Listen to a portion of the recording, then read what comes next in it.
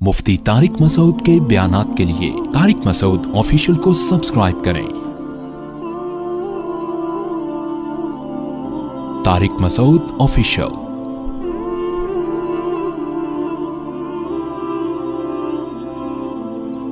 इन्नल्लज़ीना यख़शौना रब्बहुम बिलग़ैब, लेकिन फरमाया वो लोग जो अपने रब को बगैर देखे डरते हैं। एथियस का सबसे बड़ा एतराज़ ये होता है कि खुदा नज़र क्यों नहीं आता, वो आके बताता क्यों नहीं है कि मैं हूं, वो खामोश क्यों बैठा है। वो खामोश नहीं बैठा, वो खामोश बैठा होता तो इतनी बातें बोलो ना कर रहा होता।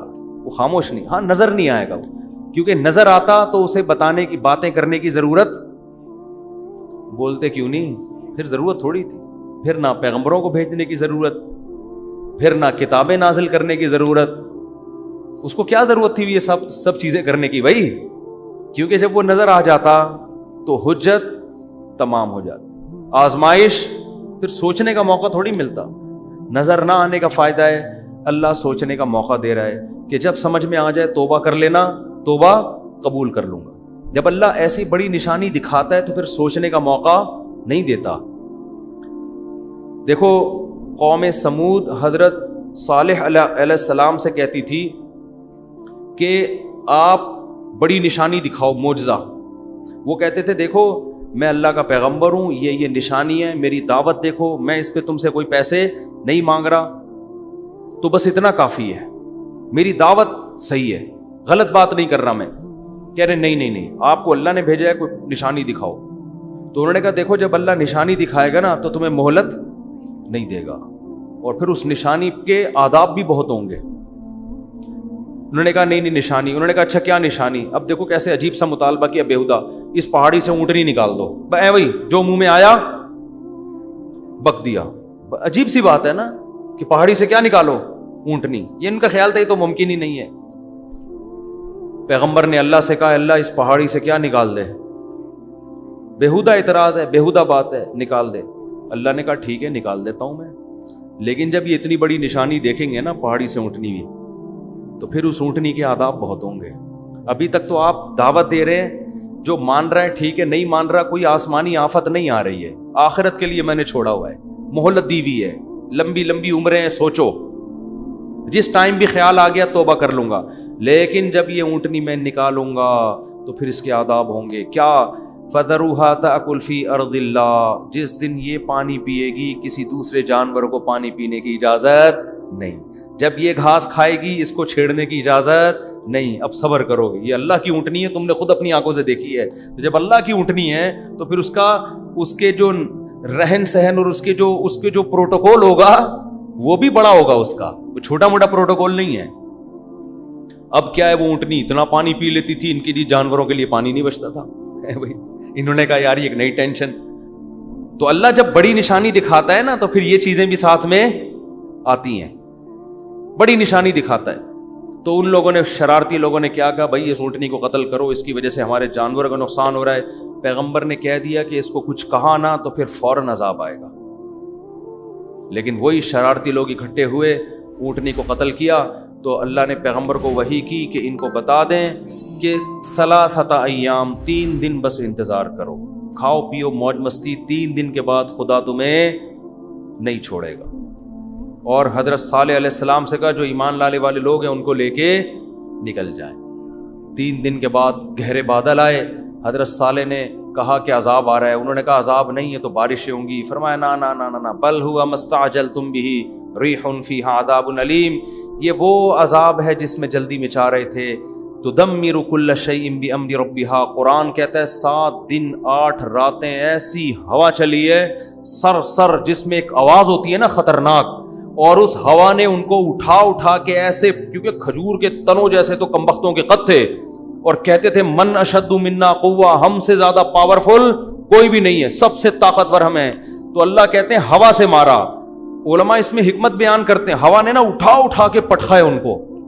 उलमा कहते हैं किसी कौम पे ऐसा हवा का अजाब नहीं आया, पानी से गर्क किया फिरौन को, किसी कौम पे पत्थर बरसे, ये हवा क्यों? असल में हवा बहुत हल्की चीज है और इनके दावे थे बहुत भारी होने के। तो अल्लाह ने कहा मैं सबसे हल्की चीज से तुम्हें मारूंगा, मैं सबसे हल्की चीज से तुम्हें पटखूंगा मैं। سب سے ہلکی چیز ہوا ہے. تو ہوا 7 دن 8 راتیں چلی ہے اور ایسے اٹھا کے پٹھا ہے ان کو. قرآن کہتا ہے کأنہم اعجاز نخل خاویہ, کھجور کے تنے جیسے فصلیں کٹی ہوئی پڑی ہوتی ہے نا, ایسے 7-8 ایک ہفتے کے بعد ان کی یہ حالت تھی. فہل تری لہم من باقیہ, اللہ فرماتے بتاؤ ایک بھی ان میں سے تمہیں زندہ نظر آیا کیا؟ ایسا اللہ نے پٹکا ہے. تو جب اللہ, یہ جو ایتھیسٹ کہتے ہیں نا اللہ نظر نہیں آتا, بھائی اگر نظر آ گیا نا تو میں اور آپ شاید بچ جائیں, آپ نہیں بچو گے. اللہ بچائے ہمیں اپنی رحمت سے, پھر نہیں بچو گے. علماء نے ایک بڑی نکتے کی بات کی ہے. بنی اسرائیل نے بچڑے کی عبادت کی تھی. حضرت موسیٰ علیہ السلام واپس گئے, بنی اسرائیل نے توبہ استغفار کیا کہ ہم نے غلطی ہو گئی, تو اللہ نے ان کی توبہ کو ایسے ہی قبول نہیں کیا. کہا ٹھیک ہے اصولی طور پر تو سزا ہونی چاہیے, لیکن جہنم میں جانا, لیکن جنہوں نے عبادت کی وہ قتل کیے جائیں گے ان کے ذریعے, جنہوں نے عبادت نہیں کی, جو نہیں کی وہ کرنے والوں کو قتل کریں گے تو تمہارا گناہ معاف. جبکہ اس امت کے لیے کیا اصول ہے؟ گناہ ہو گیا, چاہے بت پرستی کی, چاہے کچھ بھی ہوا, چپکے سے اللہ سے گڑ گڑا کے توبہ کرو, اللہ کیا کر دے گا؟ معاف. اللہ اس توبہ کے سچے ہونے کے ثبوت بولو نا نہیں مانگتا. بنی اسرائیل سے مانگا جا رہا ہے ثبوت کہ تم سچے دل سے کر رہے ہو, اگر کر رہے ہو تو اپنے آپ کو قتل کرواؤ پھر مانیں گے. جبکہ اس امت مسلمہ میں کیا ہے؟ بس اللہ کے سامنے گڑ گڑا لو, اللہ اس کے ثبوت نہیں مانگتا کہ تم اس توبہ میں کیا ہو سچے. اگر تمہاری نیت, دل کے حال تو اللہ جانتا ہے, دل میں نیت ہے کہ آئندہ نہیں کروں گا بس کافی ہے.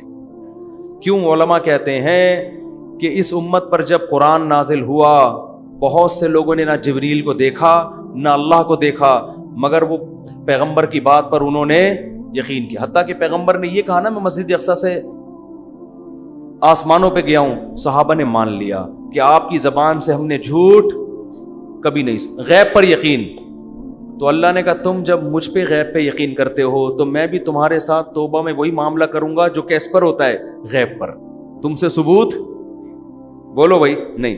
بنی اسرائیل کمبختوں نے کیا کیا تھا؟ جب موسیٰ علیہ السلام کو تورات ملی ہے, بنی اسرائیل نے کہا ایسا یقین نہیں کریں گے جب تک اللہ کو اپنی آنکھوں سے دیکھ نہیں لیتے.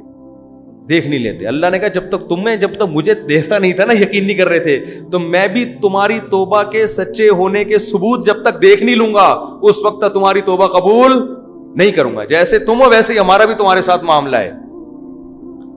تو جس کو اللہ جتنی بڑی نشانیاں دکھاتے ہیں اس کا معاملہ اتنا ہی کیا ہو جاتا ہے؟ مشکل. تبھی تو قرآن میں آتا ہے کہ جب سورج مغرب سے نکلے گا, حدیث میں آتا ہے, قرآن میں بھی اس کا تذکرہ اللہ نے کیا, اشارہ دیا, حدیث میں تفصیل ہے کہ ایک وقت ایسا آئے گا کہ اللہ سورج کو کہاں سے نکالیں گے؟ مغرب سے. اور وہ مغرب سے نکل کے جب زوال تک پہنچے گا تو دوبارہ مغرب میں ڈوب جائے گا.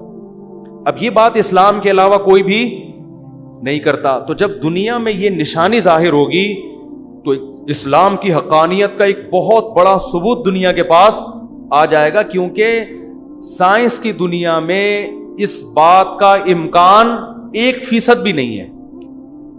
کیونکہ سورج کا مغرب سے نکلنے کا مطلب کیا ہوا کہ زمین الٹی گھومے گی, اور سائنسدان کہتے ہیں الٹی گھومنا تو دور کی بات, زمین کی سپیڈ میں تھوڑا سا فرق آ جائے نا تو ہم سارے جیسے ایک لٹو پہ گھوم رہا ہو اور وہ گاڑی میں سپیڈ سے جا رہے ہوں اور بریک لگ جائے تو سارے کھڑکیوں سے باہر ہوں گے کہ نہیں ہوں گے؟ ہے بھائی, کار کی اتنی سپیڈ نہیں ہے جتنی کس کی ہے؟ زمین کی. زمین اتنی سپیڈ سے گھوم رہی ہے, یہ رک گئی تو ایسا نہیں ہوگا کہ ہم آرام سے یہاں بیٹھے رہیں. آپ سب اپنے سسرال پہنچ چکے ہوں گے اس میں یعنی ایسی جگہ جا چکے ہوں گے جہاں آپ کبھی بھی جانا نہیں جانتے. سالوں سے گلے مل رہے ہوں گے, آپ سسر کے پاس آ کے بیٹھے ہوئے ہوں گے آپ. یعنی ایسی ایسی جگہ آپ کو زمین پہنچا دے گی جہاں آپ کبھی بھی جانا نہیں چاہتے, اور الٹا گھومنا شروع ہو جائے پھر تو بالکل ناممکن. لیکن اللہ کو ہر چیز کی قدرت ہے. حدیث میں آتا ہے سورج کہاں سے نکلے گا, لیکن یہ اتنی بڑی اسلام کی حقانیت کی نشانی دنیا اپنی آنکھوں سے دیکھے گی کہ اس کے بعد اسلام ماننے کے علاوہ کوئی آپشن, کوئی چارہ نہیں ہوگا. لیکن قرآن کیا کہہ رہا ہے؟ توبہ کا دروازہ بند کروں گا میں اس وقت لم تکن آمنت من قبل او کسبت فی ایمانہا خیرا یوم یاتی بعض آیات ربک. کیا ہے آیت یار؟ یوم یاتی بعض آیات ربک لا ينفع نفسا ایمانها لم تکن آمنت من قبل او کسبت فی ایمانہا خیرا. اللہ کہتے ہیں اس وقت کوئی کافر مسلمان ہوگا تو اس کا اسلام قبول نہیں، اور کوئی گنہگار مسلمان توبہ کرے گا تو اس کی توبہ قبول نہیں ہوگی. سمجھ میں آ رہی ہے بات کہ نہیں آ رہی؟ تو اس لیے غیب پہ معاملہ لکھا ہے. یہی دیکھو، اونٹ کو دیکھو، شہد کی مکھی کو دیکھو، سورج کا نکلنا دیکھو، چاند کو دیکھو. للشمس ينبغي لها ان تدرك القمر. اللہ کہتے ہیں ہر ایک کو ایسے دائروں میں تیرا دیا میں نے، نہ چاند سورج سے ٹکراتا ہے اور نہ سورج چاند سے ٹکراتا. کل فی فلک یسبحون. اتنے بڑے بڑے اجرام ایک مخصوص دائروں کے اندر لٹو کی طرح گھوم رہے ہیں. یہ آٹومیٹیکلی خود بخود نہیں ہو سکتا. یمسک السماوات والارض ان تزولا. اللہ ہے جس نے آسمانوں اور زمینوں کو تھاما ہوا ہے کہ اپنی جگہ سے ڈاما ڈول نہ ہو جائیں. وَلَئِن زَالَتَا، ذرا سا ان کا بیلنس آؤٹ ہوگا. اللہ کہتے ہیں یہ جاپان کے سائنسدان اس کو بیلنس پہ نہیں لے کر آئیں گے. تو کیڑے مکوڑوں کی طرح یہ خلائی سیارے تو جو تھوڑا سا نیچے سے جس نے چھلانگ لگائی ہے نا، ٹھیک، تھوڑا سا نیچے سے. یہ مجھے وہ لطیفہ بچپن کا بہت یاد آتا ہے. تھوڑا سا نیچے، دوبارہ سنا دوں؟ کل سنایا تھا، نئے لوگ بھی آ گئے. تو 3 آدمی، ایک امریکی وسیع، اس کے بعد بیان ختم ہو رہا ہے نا، نئے نئے لوگ بھی آتے ہیں. یار ایک بھی نیا ہو نا، ایک بندہ بھی نیا ہو تو یہ لطیفہ اس قابل ہے کہ اس کی رعایت میں اس کو سنایا جائے. ٹھیک ہے، پاکستانیوں کی ریسرچ کا پتہ چلتا ہے. تو 3 آدمی بیٹھے ہوئے تھے، ایک امریکی، ایک جاپانی اور ایک پاکستانی. امریکی نے چھوڑی تو نہیں، وہ تو کسی حد تک صحیح ہے کہ ہمارے جو ہوائی جہاز ہیں بالکل آسمان سے چپک کے چلتے ہیں. انہوں نے کہا بالکل آسمان سے. اس نے کہا نہیں، تھوڑا سا نیچے. جاپانی نے کہا ہماری جو آبدوزیں ہیں سمندر کی زمین سے چپک کے چلتی ہیں. انہوں نے کہا بالکل چپک کے. کہا نہیں، تھوڑا سا اوپر. پاکستانی کیا کرتا؟ اس نے کہا ہم لوگ ناک سے کھانا کھاتے ہیں. کہا بالکل ناک سے. کہہ رہا تھوڑا سا نیچے. ٹھیک ہے، تھوڑا سا نیچے.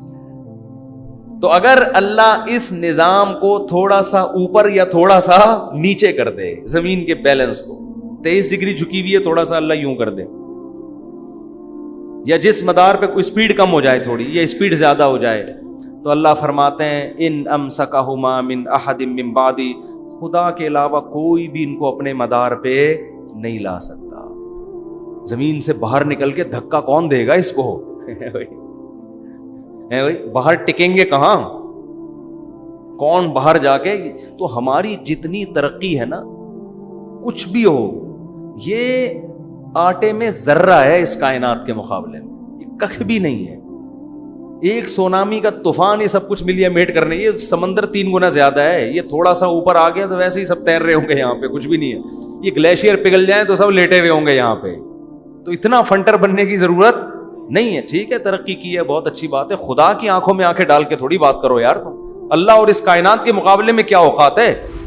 سورج جتنا ایندھن ایک دن میں خارج کر دیتا ہے نا، ہم ہزاروں لاکھوں سال میں بھی ہمارے جہازوں میں اور ہمارے راکٹوں میں اتنا ایندھن خرچ وہ سیکنڈوں میں اڑا دیتا ہے. اتنا ایندھن خرچ کر دیتا ہے وہ. اتنے اللہ کے خزانے ہیں.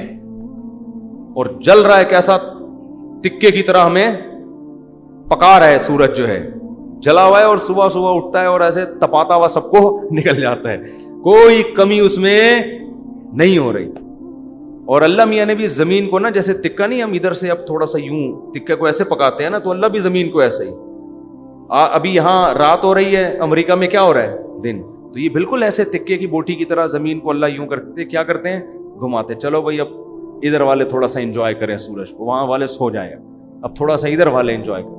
اب ناروے والے پریشان تھے، وہ تو کنارے پر ہیں، تو اللہ نے ان کو کسی اور طرح سے گھما دیا کہ تم نے 6 مہینے دن کے مزے لیے ہیں، اب 6 مہینے اندھیروں کے مزے لو.